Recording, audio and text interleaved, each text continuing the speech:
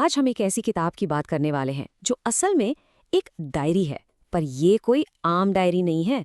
ये इतिहास के सबसे अंधेरे पन्नों से निकली एक आवाज है। एक ऐसी लड़की की आवाज जो दीवारों के पीछे कैद तो थी, पर उसकी बातें आज भी पूरी दुनिया में गूंजती हैं। तो चलिए इस एक्सप्लेनर में मिलते हैं उस आइकॉन के पीछे छुपी असली एन फ्रैंक से। चलिए शुरू करते हैं एने के अपने ही शब्दों से। ये कोट देखिए, ये एक ऐसी फोटो है जैसी मैं हमेशा दिखना चाहूंगी, तब शायद मुझे हॉलीवुड जाने का मौका मिल जाए।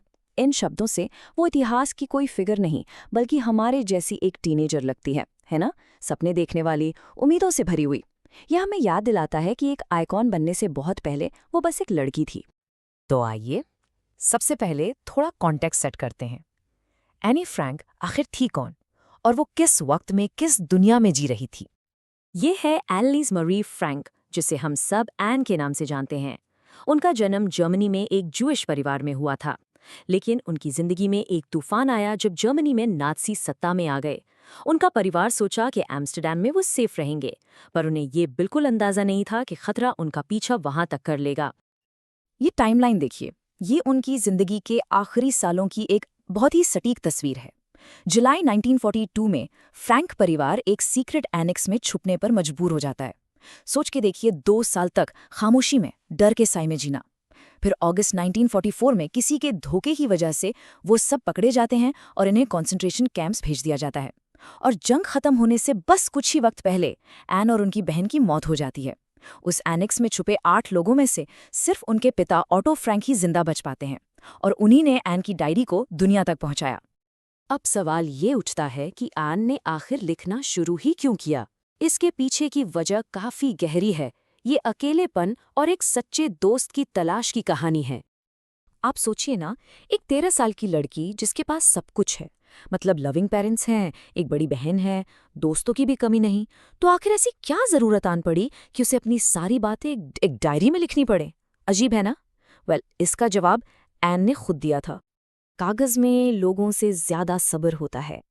एक लाइन पर कितनी गहरी बात है। उन्हें लगता था कि वो अपने दिल की बात किसी से कह ही नहीं सकती, कि लोग उन्हें समझेंगे नहीं, जज करेंगे। लेकिन कागज वो सब सुनेगा, बिना टोके, बिना कोई सलाह दिए, बिल्कुल एक सच्चे दोस्त की तरह। उन्हें साफ साफ लिखा भी था, मेरा कोई दोस्त नहीं है। अब इसका मतलब ये नहीं था कि वो अकेली थी। एक प्यार करने वाला परिवार था, 30 के करीब लोग थे जिन्हें वो दोस्त बुला सकती थी। लेकिन उन्हें हमेशा लगता था कि ये सब रिश्ते ऊपरी हैं।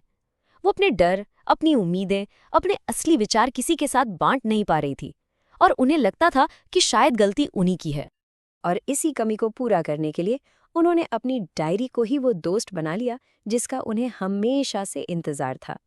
इसीलिए वो सिर्फ डायरी में नहीं लिखती थीं, वो किटी को लिखती थीं। उन्होंने अपनी डायरी को एक नाम दिया, किटी।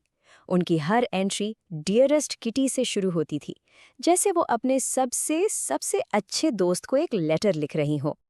चलिए अब एन की पर्सनालिटी का एक बिल्कुल अलग, एक फन साइड देखते हैं। ये किस्सा उनके स्कूल के दिनों का है। इससे आपको उनकी इंटेलिजेंस और उनके सेंस ऑफ ह्यूमर का अंदाजा हो जाएगा। तो मिलिए मिस्टर कीसिंग से। आने उन्हें मजाक में ओल्ड फोगी बुलाती थी, यानी पुराने ख्यालों वाले। वो उन्हें मैच पढ़ाते थे और एनी के क्लास में बहुत ज़्यादा बात करने से हमेशा चिढ़ते रहते थे। तो कई वार्निंग्स के बाद मिस्टर कीसिंग ने उन्हें सजा के तौर पर एक्स्ट्रा होमवर्क दिया, एसेज लिखने के लिए। पहला टॉपिक था अ चैटरबॉक्स, मतलब एक बातूनी। इससे कुछ हुआ नहीं, तो अगला टॉपिक मिला एन इनकरेजिबल चैटरबॉक्स, यानी एक ऐसी बातूनी जिसका कुछ नहीं हो सकता। और जब एन फिर भी बाज नहीं आई, तो तीसरा और फाइनल टॉपिक था quack quack quack said mistress chatterbox. Clearly mister Keesing का पेशेंस अब खत्म हो रहा था। पर यहाँ से कहानी में ट्विस्ट आता है। अपने पहले ही ऐसे में एन ने कमाल का आर्ग्यूमेंट दिया। उन्होंने लिखा कि बात करना तो एक स्टूडेंट का ट्रेट है। वो कंट्रोल करने की कोशिश जरूर करेंगी, लेकिन ये आदत छोड़ नहीं सकती। पता है क्यों? क्योंकि उनकी माँ भी उतनी ही बातूनी है, और विरासत में मिली आदतों का आप ज्यादा कुछ नहीं कर सकते। क्या जोरदार जवाब था। तीसरे एस्से तक आते आते एन के पास आइडियाज खत्म हो गए, तो उन्होंने सोचा चलो कुछ अलग करते हैं। उन्होंने अपनी एक दोस्त सनी की मदद ली, जो पोएट्री में अच्छी थी, और पूरा का पूरा एस्से एक कविता के फॉर्म में लिख डाला। Genius, right? और यहीं तो उनकी ब्रिलियंस थी।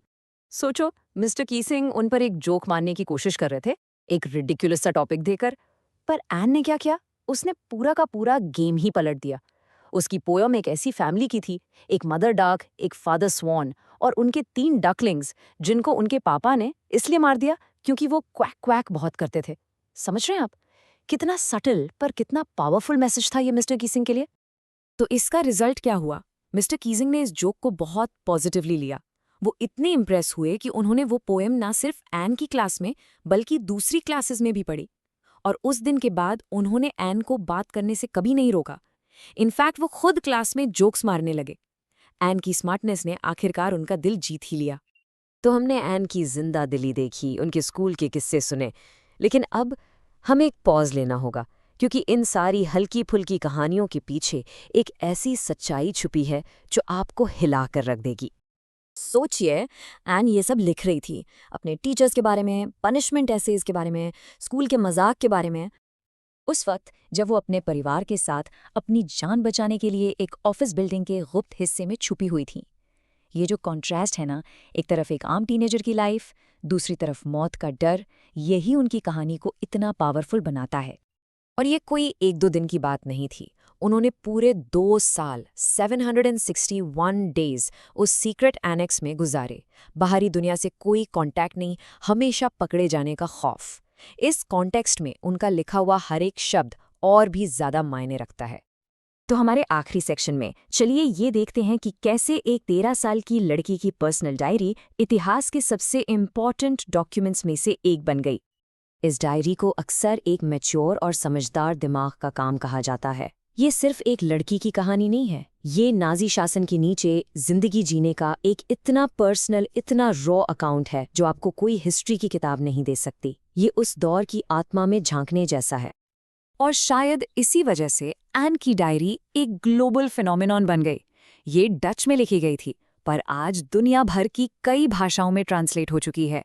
इस पर फिल्में बनी हैं, नाटक हुए हैं, टीवी शोज बने हैं, यहाँ तक कि एक ओपेरा भी। ये आज भी दुनिया की सबसे ज्यादा पढ़ी जाने वाली किताबों में से एक है। तो आखिर में हम इसी सवाल पर आते हैं, आखिर कैसे एक आम सी लड़की की डायरी इतिहास की सबसे ताकतवर आवाज़ों में से एक बन गई? शायद इसका जवाब उसकी ईमानदारी में है। उसकी डायरी हमें याद दिलाती है कि सबसे अंधेरे, सबसे मुश्किल वक्त में भी इंसान की कनेक्ट करने की, समझे जाने की और उम्मीद रखने की चाहत कभी नहीं मरती। आपको क्या लगता है, उनकी आवाज़ आज भी हमसे इतना कनेक्ट क्यों करती है?